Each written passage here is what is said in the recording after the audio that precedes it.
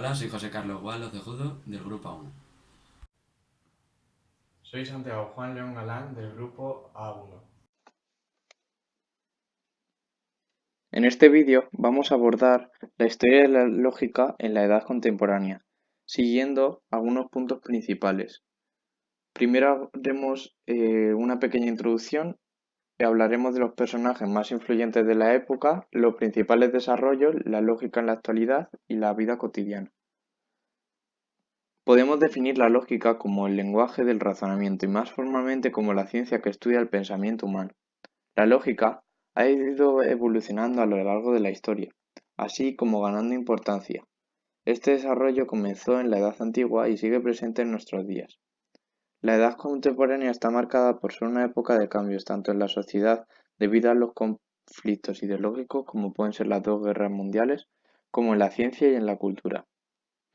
El desarrollo de la lógica ha producido que se divida en diferentes ramas, y cada una ha sido y sigue siendo de gran importancia para la tecnología actual, sobre todo en el campo de la informática. El gran desarrollo mencionado anteriormente fue realizado gracias a una serie de figuras que con sus investigaciones y trabajo en el mundo lógico ayudaron a su evolución. Aunque la edad contemporánea comienza en el 1850, debemos tener en cuenta tanto a Leibniz como a Augusto de Morgan, ya que sus trabajos fueron la base en el siglo XIX y XX para muchos de estos lógicos matemáticos. George Boole, con la publicación de El análisis matemático de la lógica e investigación sobre las leyes del pensamiento, creó una lógica similar al cálculo, con el uso de casos de unos y ceros, representando la afirmación y la negación respectivamente. Gottlob Frege es la primera figura en la que nos vamos a focalizar, ya que, con la publicación de Conceptografía, en su traducción al castellano, observa que el lenguaje no era lo suficientemente preciso, inventando así una nueva escritura conceptual basada en la lógica de predicados. Años después, sería la base para las ciencias de las computadoras. Bertrand Russell y Alfred North Whitehead publicaron entre 1910 y 1913 Principia Mathematica, con el objetivo de acabar con las inconsistencias del trabajo de Frege. Kurt Gödel es considerado como uno de los lógicos más influyentes de todos los tiempos, sobre todo por sus dos teoremas de incompletitud. Por último, Heinrich Hertzen introdujo un sistema de deducción natural, con el objetivo de comprender el razonamiento del ser humano. Aunque la lógica ha seguido en evolución, estas figuras han sido las más relevantes para su desarrollo hasta nuestros días. Bueno, ahora vamos a hablar de los principales desarrollos que se llevaron a cabo en la época contemporánea. En la edad contemporánea hubo 4 grandes desarrollos, pero antes debemos hablar de lo que fue y de lo que significó el Círculo de Viena. Bien, el Círculo de Viena fue una importante organización científica y filosófica fundada por Moritz Schlick en la ciudad de Viena. Todos sus miembros tenían en común un objetivo: conseguir un método único para hallar leyes fundamentales. Ahora que tenemos una ligera idea de lo que es, vamos con los desarrollos. El primero del que vamos a hablar es el positivismo lógico. El positivismo lógico es un conjunto de corrientes filosóficas que emplean el método inductivo y establecen cómo son las cosas y no cómo deberían serlas. Su investigación comienza con la observación objetiva, de la que se saca una hipótesis, y con esta hipótesis se generan teorías con las que experimentan. Y si la contrastación es exitosa, pues la teoría es aceptada. Cuando hablamos de positivismo lógico es importante hablar de Ludwig Wittgenstein, que mostró dos principios. El primero era que los enunciados solo tienen sentido cuando se pueden demostrar empíricamente y que los enunciados no comprobables no afirman nada sobre la realidad.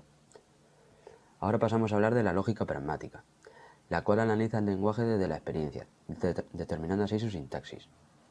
En ella, el contexto de los enunciados influye en la interpretación del significado.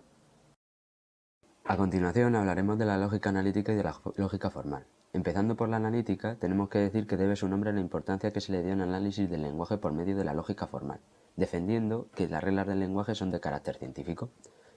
Tuvo su auge en la edad contemporánea, donde muchos científicos matemáticos se autodenominaban como analíticos. Estos analíticos al principio tenían una posición más cercana a la naturaleza, es decir, que consideraban que la naturaleza era lo único real, pero pronto evolucionarían hasta la práctica de la lógica analítica. En cuanto a la lógica formal, a la que también llamamos teorética o matemática, es aquella disciplina que estudia qué formas de razonamiento son correctas o no. Este tipo de lógica utiliza símbolos claros y sin ambigüedad, que permiten desarrollar las ideas sin que estos sean manipulados. Algo muy característico de la lógica formal es que se diferencia de otras que estudia la forma de las premisas y de la semántica en vez de solo estudiar lo material. También podemos decir que existen tres tipos de lógica formal. La lógica deóntica, que estudia y analiza las normas; la bivalente, que admite dos valores de verdad, verdadero o falso; y la polivalente, que admite más valores de verdad, como por ejemplo la posibilidad, la necesidad o la imposibilidad. Para finalizar, vamos a hablar de cómo la lógica está presente en nuestros hábitos diarios. Por ejemplo, una lógica que usamos habitualmente es la lógica argumentativa, a la que también se le llama lógica informal. Esta lógica es la encargada de los razonamientos que realizamos al hablar y gira en torno a 4 conceptos clave, que son las afirmaciones, que las usamos para manifestar algo; los argumentos, que es lo que utilizamos para convencer a alguien; también están las premisas, que son las bases sobre las que se apoyan nuestros argumentos; las conclusiones, que es básicamente lo que queremos que las otras personas acepten; y las definiciones, que sirven para explicar el significado de algunas palabras.